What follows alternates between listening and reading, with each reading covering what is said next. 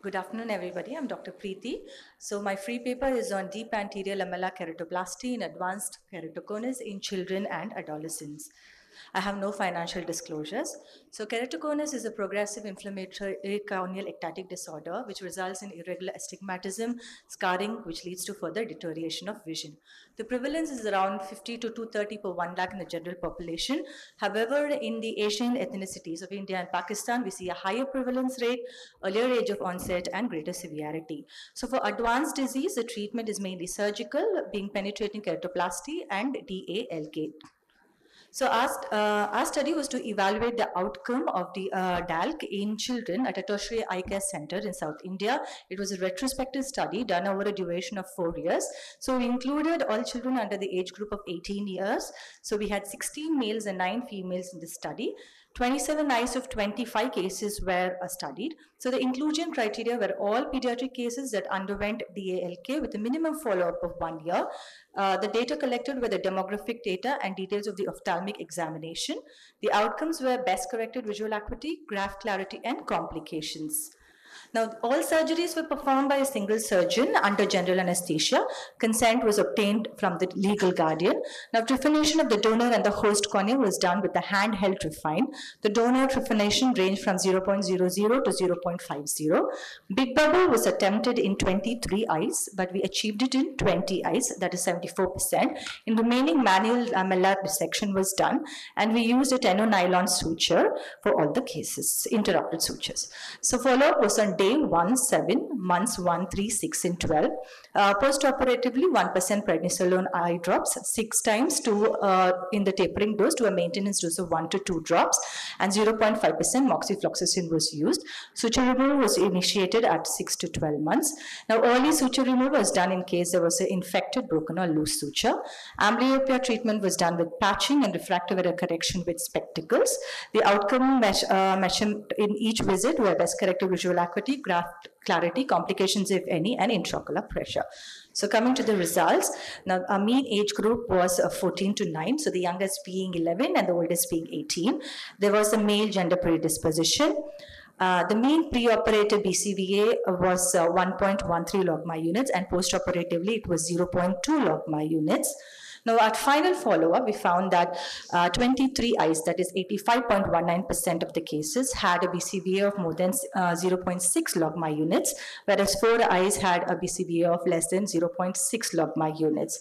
Now, graft clarity, there was scarring in 4 eyes, whereas 23 eyes had clear grafts. Now, intraocular pressure, mean preoperatively was 14.4 and postoperatively was 14.7. Now, complications, intraoperatively, 4 eyes had microperforation during the manual dissection. Postoperatively, we had 3 cases with loose sutures and the sutures were removed. At 5th month, 1 case had epithelial graft rejection, that is around 3.7%. Now, challenges in the pediatric eye, there is preoperative difficult evaluation, intraoperatively low scleral rigidity, small eye positive vitreous pressure. Postoperatively, the children have more active immunological response, so it makes them susceptible to graft rejection and eventual graft failure. There's also difficulty with refraction assessment and reversal of amblyopia, and always the risk of general anesthesia. Now, coming to the discussion, DALK is technically challenging. The steeper cornea and deep anterior chamber makes it more prone to post-operative myopia. The major reasons of failure are stromal scarring, graft-host interface haze, and primary graft failure. Now, some of the complications are microperforation, non-adherence of the Descemet's membrane, and Descemet's detachment. Now, complications which are similar to penetrating keratoplasty are graft adhesions, suture-related complications, the unpredictable and unstable refraction, and high astigmatism in the pediatric population. But what are the advantages? So the Descemet's membrane is retained. It minimizes manipulation of the wound. There is increased postoperative structural stability, reduced visual rehabilitation time, and decreased immunological graft rejection, that is endothelial rejection. Now, conclusion, DALK is effective treatment surgical modality for children with advanced keratoconus. There is always the risk of suture-related complications and graft dehiscence, but it offers the greater advantage of lowering the risk of graft rejection and hence long-term graft survival. So this was a case of advanced keratoconus. As you can see, a central scarring. So we did a DALK in this case, and this is the picture, 1 month follow-up. These are my references. Thank you. Thank you. Follow-up was very short, I think. Yes, sir. Yes, sir. Because we can expect complications even in the long run. What are the alternative procedures which you should have compared? I mean, was it ethically sound to do this in this situation? I don't know too much of cornea. I mean, let me confess. Okay, sir.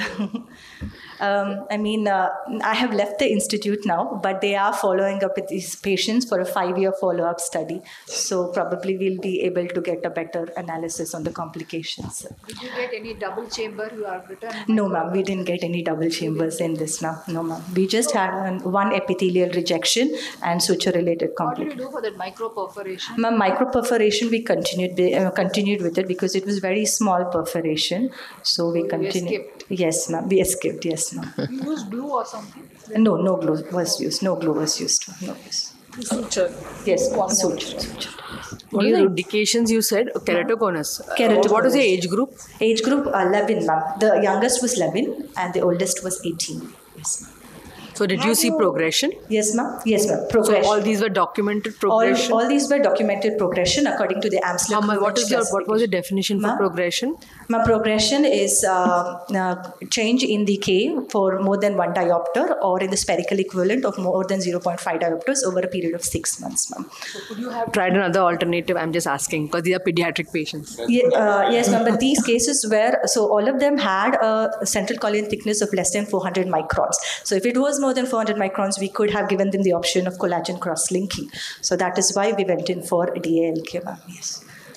One quick question, were there any cases in this who had already undergone C3R and then in spite of that? No, ma'am. In this series, we didn't have, ma'am. In this case. And how many of them were post-hydrops? So one case was post-hydrops. Yes, one case was post-hydrops. Do you routinely do DALK or? Yes, ma'am. So now, initially the institute used to, this was a Regional Institute of Ophthalmology, Bangalore. I did my cornea fellowship from there. So the trend has changed from penetrating keratoplasty to DALK in keratoconus. Yes, ma'am. All of them, you also changed. Yes. Yeah. Thank you. Thank you.